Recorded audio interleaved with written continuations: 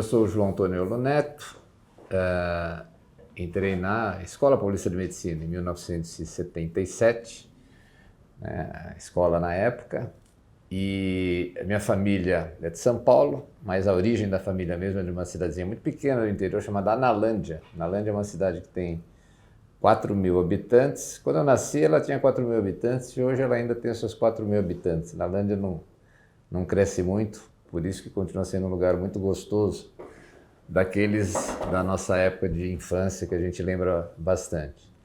Venho de uma família de médicos. O meu avô, que era o João Toniolo, era médico, formado em 1932, 34, fez farmácia antes, depois a medicina. Depois o meu pai também, médico, formado no Rio de Janeiro, pegou a época dos grandes clínicos, e ele era um grande clínico.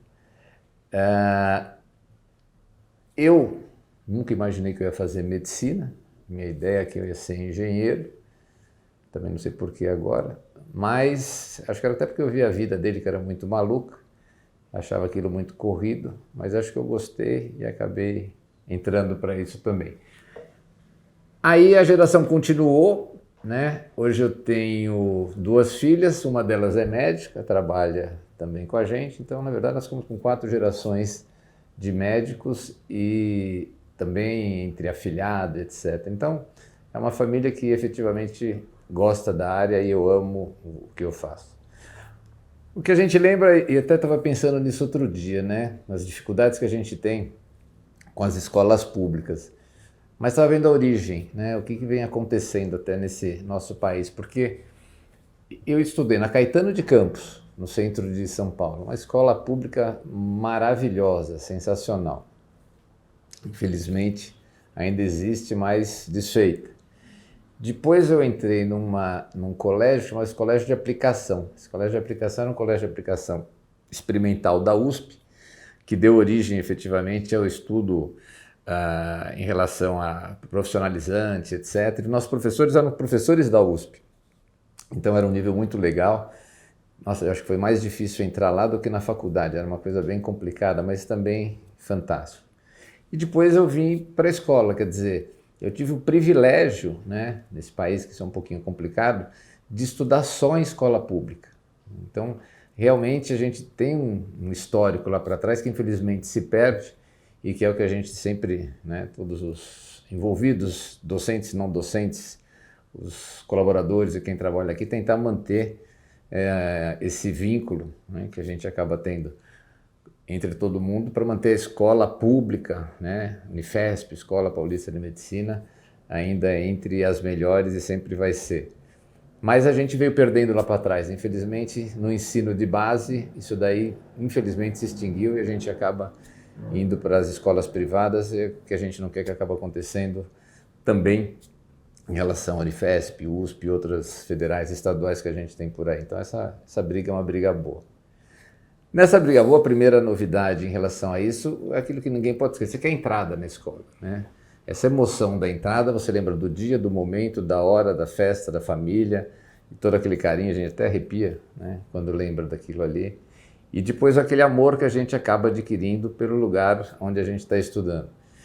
Tivemos o privilégio de ter uma turma muito boa. A minha turma é de 77 e nós nos formamos em 82. E foi uma das turmas que mais gente ficou na escola. Nós contabilizamos aí, acho que depois de 10 anos, nós estávamos com 45 dos alunos que estavam fazendo carreira universitária nos diversos departamentos e até hoje, agora nós todos na faixa etária aí dos seus 64, 65 anos, muitos deles ainda dentro da escola, depois a gente vai contar um pouquinho da história da gente. Foi muito rica, toda essa vivência que a gente teve em relação à formação de turma, aos amigos, a parte de esporte, a parte de atividade, a parte que nós fazíamos de estágios. E eu acho que um dos mais emblemáticos que eu tive na minha vida, saudoso Dr. Delboni, foi a oportunidade que a gente tinha desde o primeiro ano, onde ninguém tinha dinheiro também para nada, se estudava o dia inteiro, que tinha o laboratório central. E no laboratório central eles davam a oportunidade da gente aprender a fazer exames e dar plantão. à noite fazendo os exames de forma artesanal. Então nós ficamos 6 anos no Laboratório Central, trabalhando, e eu tenho dúvida até onde eu aprendi mais na faculdade, se foi dentro do hospital, ficando todo aquele tempo, ou foi em algumas cadeiras que nós sentávamos, porque o residente subia, discutia o caso com você, aí você tinha curiosidade, você descia no pronto-socorro, a gente mesmo coletava o sangue, nós fazíamos os exames de urina, exame de sangue, então a gente também acabava aprendendo bastante em relação a isso. A estrutura era até hoje engraçada, porque não tinha quarto, né? Nós éramos em 3 no meu plantão, 2 colegas de turno, Nelson Sass e o João Alessio, né? Nós éramos os 3 que davam plantão junto, uma turma muito gostosa. E para dormir, o que a gente fazia? A gente afastava as pipetas, né? Botava um colchonetezinho fininho ali e dormia em cima da bancada. Até que um dia a bancada quase caiu e a gente teve que arranjar um outro lugar para dormir.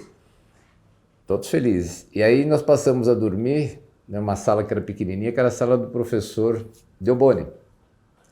Então nós dormíamos lá até 7 horas da manhã, 7 horas da manhã chegava o Delboni com aqueles quase 2 metros de altura para nos acordar, e aí a gente ia direto para a faculdade, ia estudar, etc. Mas foi uma fase muito rica, que a gente começou a ter um contato legal com o hospital.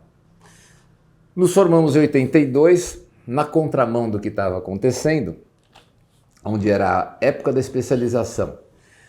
E eu não sei se pela formação familiar ou pelo jeito até que a gente foi criado, até de ver o trabalho que tinha tido do meu avô, do meu pai, o nosso objetivo era fazer clínica médica. Só que clínica médica na época era demodê, ninguém fazia mais clínica médica. Existia a residência de clínica médica, nós prestamos, aí vem aquele medo, né, que a gente tem de perder o vínculo com a faculdade, quer dizer, agora eu estou acabando, o que eu vou fazer? E aí você tem que prestar. Tem um número de vagas limitado, mas a gente conseguiu ficar, e também uma turma muito boa que fez a residência com a gente. E eu ia ser um cardiologista, mas de repente no pronto-socorro, quando atendia no 6º ano, eu vi que eu gostava de atender as pessoas de idade. Na época, né, hoje é tudo informatizado, mas na época era aquele papel verde, né, que vinha lá do INPS, INSS, né, que ficava embaixo de uma madeira que botava clínica ou cirurgia. Como os meus amigos de plantão não gostavam de atender os idosos, né, tudo que era idoso eles separavam a ficha para o lado para eu atender. Então, eu passava um plantão só atendendo. Passava de 70 anos de idade, o pessoal já dava uma afastadinha e sabia, o João atende. Acabei adquirindo um super gosto por isso, me formei, até entrei no Dante Pazzanese, mas entrei aqui em clínica médica, fica balançado, não vou deixar a escola, vou fazer clínica médica e vou ver. E aí fizemos 1º ano, 2º ano, riquíssimo, né? Aquelas pessoas que a gente aprende demais, merece aqui, nós temos sempre os nossos gurus, né? Nossos gurus mais jovens, um foi o Constantino Fernandes e o Acamini, né? Que eram mais velhos do que eu, aprendi muita medicina com eles, muita medicina. Na enfermaria, 3ª enfermaria, era até muito engraçado, porque os dois são cabeças privilegiadas, lembre disso agora. Chegava no final da tarde, né, nosso pessoal era meio rápido ali da equipe, ele falava assim, então, agora vamos fazer um negócio diferente. Cada um pegava uma prancheta, vamos subir os andares onde a gente não conhece ninguém. Aí ficava parado na porta do quarto, cada um apontava um paciente, e assim, pela posição do paciente, pelo jeito que ele estava, etc., tal, a gente ficava tentando saber se ele tinha anemia, não tinha anemia, que doença que ele tinha, etc., tal. Quer dizer, um exercício muito maluco, né, mas que eu uso até hoje, quando eu estou no meu consultório, na sala de espera, que eu vejo um paciente, idoso ou não, e que a gente já vem com aquele raciocínio. Então, realmente, são 2 cabeças privilegiadas e a gente teve essa oportunidade. Quando chegou no final do R3, a gente gostava de geriatria, e na escola nós não tínhamos geriatria. E aí tinha um ambulatório também delicioso, com uma equipe muito boa, que era um ambulatório geral e familiar. Esse ambulatório geral e familiar, que era onde começou a triagem ali, era bem bacana, porque tinha um representante lá da gineco, da clínica médica, da neurologia, e os alunos do 5º ano atendiam. E tinha uma sala que ela tinha no máximo um 3x3 ali. Aí um dia, e a gente atendendo idoso de novo, quando tinha caso de idoso, chamava a gente para discutir, era 1985 isso, 85 ou 86. Aí um dia a gente resolveu falar com o saudoso professor Magid Yunis. Fomos na sala do Magid Yunis. Doutor Magid, eu e a Miriam, né, que é a nutricionista que trabalhamos junto há 35 anos, tanto na escola quanto no consultório. Tem uma sala sobrando ali à tarde que ninguém atende. Será que o senhor podia emprestar para a gente?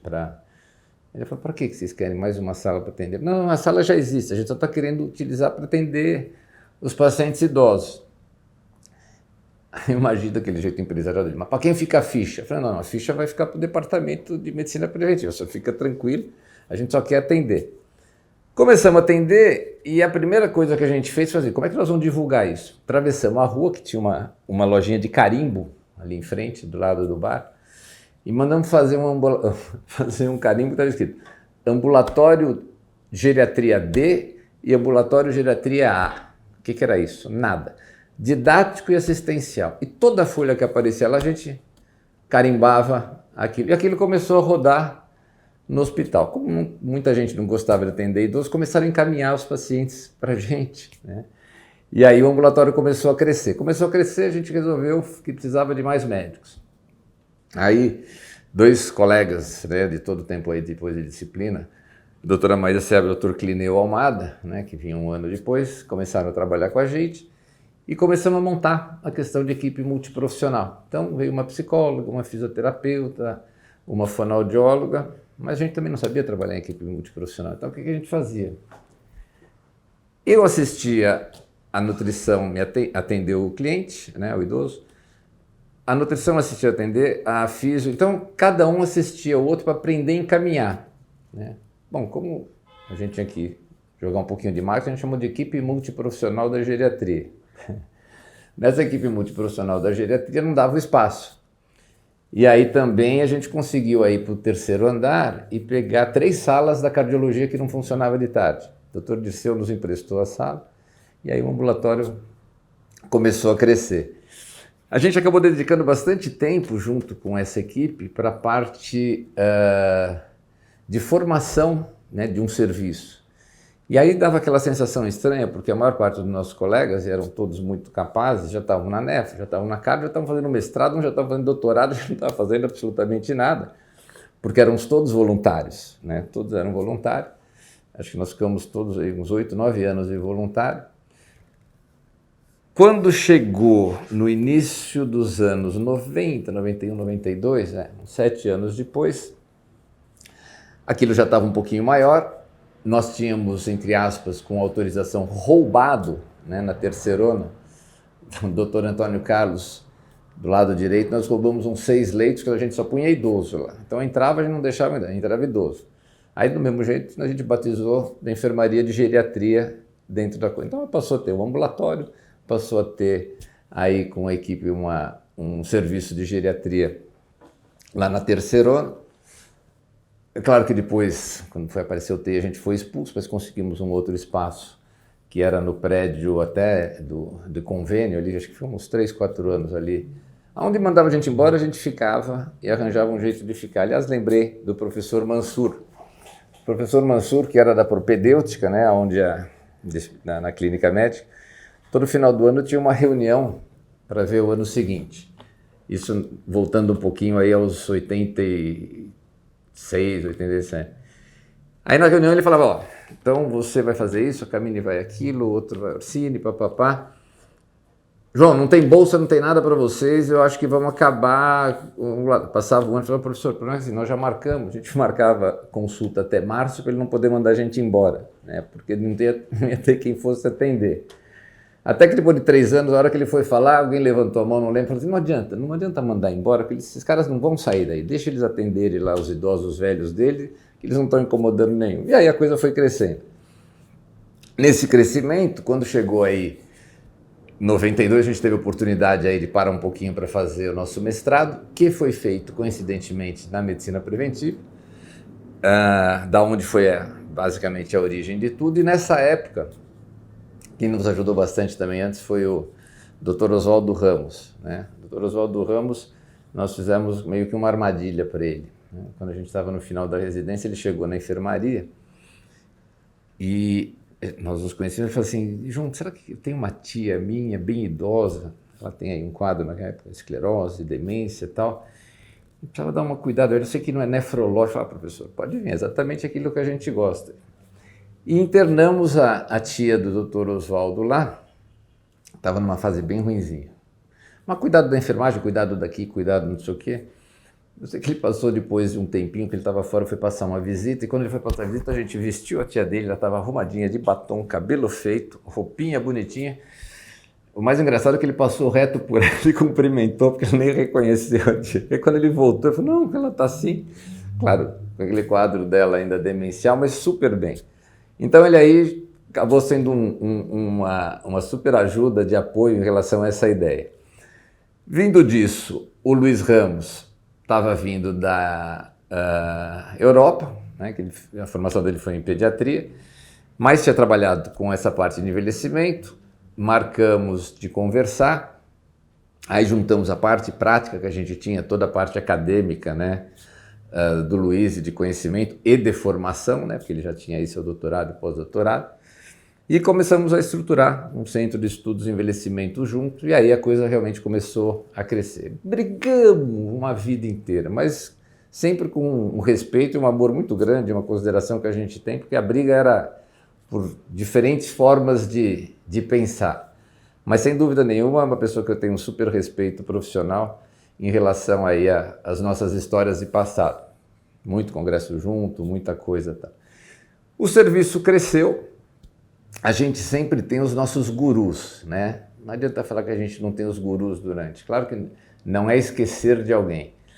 Mas os meus gurus da universidade, sem dúvida nenhuma, são o Dr. Zé Ernesto, né, da cirurgia do tórax, médico. O Dr. Daniel Sigulen, para mim um guru, um exemplo de pessoa, temos um carinho, amor mútuo muito grande, sempre ajudou, sempre apoiou demais. E a doutora Lili, né, pediatra, então bem diversificado, um da cirurgia, um outro da pediatria e tal. A gente começou a trabalhar bastante com essa parte de idoso, começou a trabalhar bastante com essa parte de vacinação. Viajamos um dia num congresso na Argentina, onde apareceu um francês, um senhor de mais de idade, o professor Arnaud. Ele deu uma aula fantástica, né, de mass media, quer dizer, mídia e vacinação do ponto de vista ético. Saí encantado com a aula dele, fomos, claro, lá sentar ali num dos bares ali na Argentina, com o pessoal que era até de um laboratório na época, e tomar uma cervejinha. E nesse papo a gente falou para ele, vocês não conseguem nos dar 1000 vacinas? Eu falei, como 1000 vacinas? Vamos tentar criar alguma coisa de vacinação de gripe no Brasil, não tem nada. Você que conseguiram fazer isso, resolveram nos doar a vacina, e aí, né, a minha guru, entre aspas, que sabe tudo disso, né, a gente viu agora na pandemia, aí eu fui atrás da Lili, porque eu só tinha ideia, quem entendia de vacina e sabia isso era a Lili. Conversamos com a Lili e falei, Lili, a gente está querendo criar um dia de vacinação do idoso Unifesp. Ela olhou com aquele jeito dela, super inteligente, falou, como é isso? Eu falei, a gente conseguiu 1000 vacinas, os idosos a gente tem, ninguém fala em vacina de gripe. Eu estou engatando um doutorado em relação a criar alguma coisa relativa com isso. Bom, a Lili arquitetou tudo isso daí, né? Montou um esquema fantástico e a gente criou uma equipe grande, né? Não podemos esquecer dos alunos também que entraram, do PIBIC, acabou entrando todo mundo. Um desses alunos do PIBIC agora era presidente da Sociedade Brasileira de Geriatria, então realmente a coisa floresceu. E aí foi criado lá o primeiro dia de vacinação do idoso Unifesp. Quer dizer, nada, inventamos o nome, mas chamou-se a mídia do jeito lá que o professor tinha ensinado e deu um ibope. Aí saiu no Estado, saiu na Folha, saiu etc, saiu um monte de lugar. A coisa meio que pegou, obviamente a ideia era mobilizar a questão do governo em termos de criar alguma coisa nesse sentido. Com isso a gente já tinha as pesquisas, desde os alunos até a nossa e de diversas pessoas. E aí se conseguiu criar, no ano seguinte, um primeiro dia multicêntrico de vacinação de idoso. O que era isso? Então, pegamos Botucatu, pegamos Curitiba e Rio Grande do Sul, Porto Alegre, e fizemos tudo junto para sair de novo com a ideia de divulgação do professor Arnaud. E deu super certo, né? Aí, é claro, sempre tem um político que olha para aquilo ali como uma oportunidade, a gente tem que aproveitar as brechas. Achou que aquilo dava ibope, sem citar o político, mas foi longe em função dessa lei que ele acabou fazendo. E aí criou-se o dia municipal, o dia etc. tal. Então, na verdade, essa questão de vacinação que a gente tem culturalmente hoje, sendo que o segundo dia de vacinação, o primeiro foi no Lar Escola São Francisco, né, um lugar mais apertadinho. O segundo foi na Atlética, né, dentro da quadra. Montou-se algumas coisas. E aí a coisa acabou pegando. Então, realmente, essa questão é um mérito bárbaro da Lili, sem dúvida nenhuma, da colaboração de todo mundo, e foi muito engraçado, porque o pessoal da pediatria, né, falou, mas o que vocês estão falando de vacinação de velho, eles falavam. Não tem, velho não tem que vacinar criança. Bom, no final, viraram gurus também de ajudar demais essa questão toda de vacinação, e aí esse papel importante que a Unifesp teve em relação a toda essa criação, que criou uma cultura de vacinação de idoso no Brasil e que obviamente contribuiu demais quando teve a pandemia de 2009, depois agora. Quer dizer, tudo isso tem uma história, essa história, sem dúvida nenhuma, saiu daqui de docentes, alunos, colaboradores, etc. A história mais maluca em relação a isso, né, do ponto de vista de curiosidade, foi que na Atlética, dentro da quadra, não tinha pia, né? Como a gente ia lavar a mão? E aí tivemos uma baita de uma censura, como é que a gente ia vacinar sem pia? Aí a gente conseguiu de uma empresa até famosa, aquela coisa na época que não se usava muito, chamava álcool gel, né? O tal do álcool gel. Mas falaram que aquilo não servia na época para... Olha só que coisa doida, em 25 anos álcool gel virou a nossa vida. Então a gente ganhou e conseguiu lá o tal do álcool gel, e aí tivemos a permissão da parte de infecto do hospital de utilizar o álcool gel, tal. Mas quase foi cancelado o dia de vacinação porque não tinha pia para a gente utilizar e lavar a mão. Então são nuances muito engraçadas. Passado esse período, a gente já tinha aí criado, né, com toda essa equipe, e foi crescendo bastante o interesse, não só da parte médica, a disciplina de geriatria, né? Então aí envolvidos principalmente estava Miriam, gente envolvida também, a Clineu, Maísa, e aí montou-se também o programa de atenção domiciliar de idoso, né? Uma colega da parte de assistência social, Bárbara, que é a Naira até hoje toca isso, né? Um carro próprio na época, a gente teve o apoio da escola. E aí os serviços começaram a aumentar, né? E com isso chegou uma época que dentro da disciplina já tínhamos quase 80 pessoas, né, em relação àquilo, que foi aquela salinha que o Magid emprestou para a nossa equipe na época. A disciplina foi crescendo, aí também teve aquela coisa bem bacana de a gente começar a ter o respeito, né, das outras disciplinas, porque antigamente se falava, não, geriatria não precisa, isso é um país de jovem, etc. E a gente sabia que 2020 era o boom de idosos, exatamente onde a gente está aqui. Mas uma peculiaridade muito legal em relação a isso foi que o grupo da Santa Casa e o grupo do HC, que era um pouquinho mais antigo que o nosso, nós nos dávamos muito bem, porque na verdade nós éramos meio isolados, né, em relação a essa área de conhecimento. Quando você tem nefro, quando você tem cardio, quando você tem endócrino, são disciplinas grandes. Então nós sempre trabalhamos juntos. Então uma união dessas disciplinas gerou uma sociedade de geriatria bem legal. E aí essas faculdades juntas, né, nossa equipe, mais a equipe do HC, mais a equipe da Santa Casa, começamos a jogar esse embrião para o interior. Então, a cada 3 meses a gente ia lá para Santos, depois ia para Marília, depois ia para Ribeirão Preto, depois ia para Botucatu, depois ia para Campinas, Jundiaí, Sorocaba, claro que eu vou esquecer algumas delas, encontrando gente que fosse interessada em trabalhar em geriatria. E depois tudo isso daí acabaram virando também disciplinas e pessoal 10 anos mais novo que o nosso time, mas absolutamente bem formado. E aí a geriatria, né, acabou crescendo, mas é legal lembrar disso daqui, porque foi uma coisa muito artesanal, uma coisa muito de colaboração no dia a dia de muita gente bacana, entendeu? Funcionário que ficava mais só para limpar a sala que a gente fazia, ficava até mais tarde, voluntário, né? Aconteceu muito isso daí. pessoal que tinha que ficar do administrativo, que se oferecia para ajudar, porque a gente não tinha ninguém contratado, né? Então é legal a gente dar um valor, porque às vezes a gente acha que as coisas elas saem de cima para baixo. Essa não, essa saiu de uma base mesmo, uma base de pessoas que tinham respeito, né, por tratamento, por coisa de idoso e se dedicavam para isso. Quando entrou, e essa parte já estava mais formada, a gente também fez a nossa parte de doutorado, muito legal, porque aí começou a aparecer vários doutorados de todo esse pessoal mais jovem, né, o pessoal efetivamente trabalhando com pesquisa, publicando, eventos, etc. Aí nós resolvemos mudar um pouquinho, né? Eu acho que a vida é feita de desafios, e aí com o apoio de pessoas que nem o Dr. Rubens Belfort, o Chakra, etc., nós resolvemos montar um núcleo de pesquisa em envelhecimento, em pesquisa clínica. Só que a gente não tinha nada, a gente só tinha vontade em relação a isso. Então pegamos uma casa, e isso foi até com custos de toda a equipe, etc., em frente onde era a casinha da geriatria. Essa casinha da geriatria, agora tem outras construções ali, mas a gente ficou bastante tempo. E aí, como é que nós vamos divulgar isso? Já tinham feito um congresso, que ia ter um congresso de pesquisa clínica. Juntamos essa mesma equipe, né? Vamos fazer um stand, não tinha dinheiro para nada. Mas vamos montar um stand.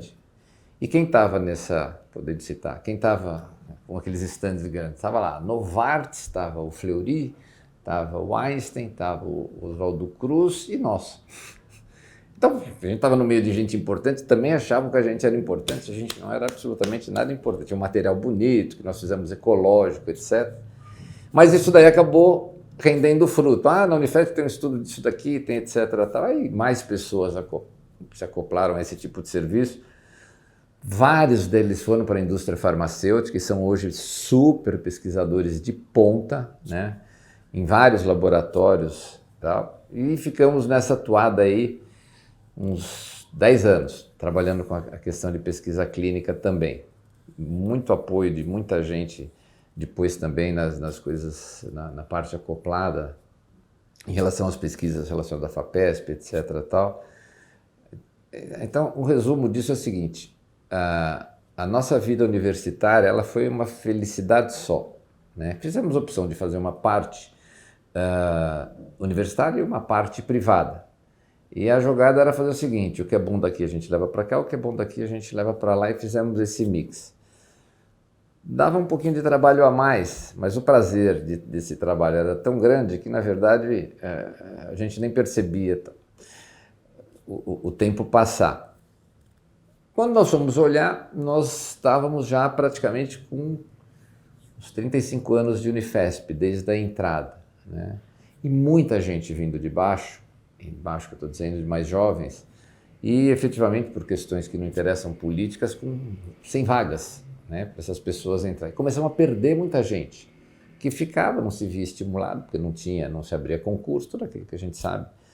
Conseguia técnico administrativo às vezes, mas as dificuldades normais que a gente tinha. E eu começava a ver um Eduardo, um cara fantástico, ir embora, Beatriz, uma médica, uma geriatra fantástica, ir embora, etc. E comecei a olhar, né, e os amigos estranhando, se era hora de a gente continuar ou se era hora da gente abrir espaço para quem vem com ideias novas, para dar oportunidade. Então, quando foi em 2017, 18, eu resolvi que o meu ciclo oficial, né, porque desligar de vínculo, desligar de trabalho, desligar de aula, desligar, isso não vai acontecer, mas que o meu vínculo oficial com a Unifesp valeria a pena, né, entre aspas, ser desfeito oficialmente, efetivamente por 2 motivos. A gente tem que entender que a vida é um ciclo e você tem que estar nele enquanto você é produtivo, enquanto você dá muito e quando você recebe mais. Eu dei bastante para a escola, mas eu recebi muito da escola. Então chega uma hora que você vê que se bobear, você começa a cair a tua possibilidade. E vem gente com mais gás. Então a pessoa fala, não vai se aposentar agora, assim, muito jovem, tinha acho que 58, 59 na época, para aposentar. Eu falei, não vou perder os meus vínculos e minhas coisas aqui, mas eu preciso abrir oportunidade de abrir. E a gente se aposentou. E nessa parte de aposentadoria, é até uma coisa interessante. Eu falei, não, você não teve dor não. Saudade sempre, dor nunca. Porque aquele ciclo foi super bem cumprido. E também tem uma hora que, quando você vê gente boa, com aquele olho brilhando, que a gente teve igual lá atrás, você tem que respeitar, né? E aí a doutora Lara, que hoje é a chefe da disciplina, né, que a gente ficou muito feliz que ela acabou ganhando o concurso, né, da vaga que a gente abriu, e também uma super médica, uma super geriatra que a gente podia ter perdido hoje, que ela coordena a disciplina de geriatria. Então esse ciclo, né, com toda essa equipe, obviamente a gente esquece nomes, mas alguns que a gente veio lembrando, a gente citou por aqui, acabou sendo uma coisa muito importante. Hoje a gente tem a disciplina de geriatria, toda essa formação do pessoal, um respeito fora de São Paulo, em outros estados, no Brasil e fora do Brasil, porque muita gente acabou saindo, muito grande, né? E trouxe também essa moçada muita coisa boa aqui para dentro do ponto de vista. Então, acabou sendo uma integração. Hoje a questão da geriatria ela é uma realidade, obviamente todo mundo sabe. Nós tivemos hospitais que quando a gente falava que era geriatra, não, esse negócio não precisa daqui, é hospital grande, que a gente trabalha até hoje.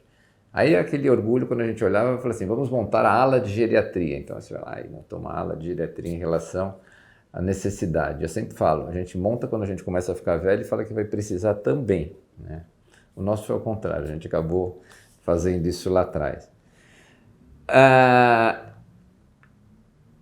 Os desafios acabam sendo diferentes, obviamente, com 58 anos a gente sempre foi muito ativo, sempre gostou muito de desafio, não ia parar, então a gente tem vários outros desafios fora, em relação à parte profissional, em relação à questão de envelhecimento, em relação principalmente às questões pessoais que a gente tem que ver.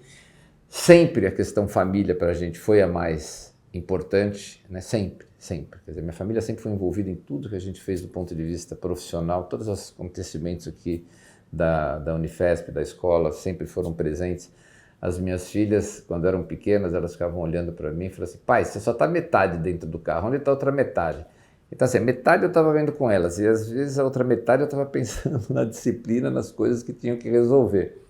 Muito engraçado que a minha filha menor, agora formada, fez na Santa Casa, fez endócrino,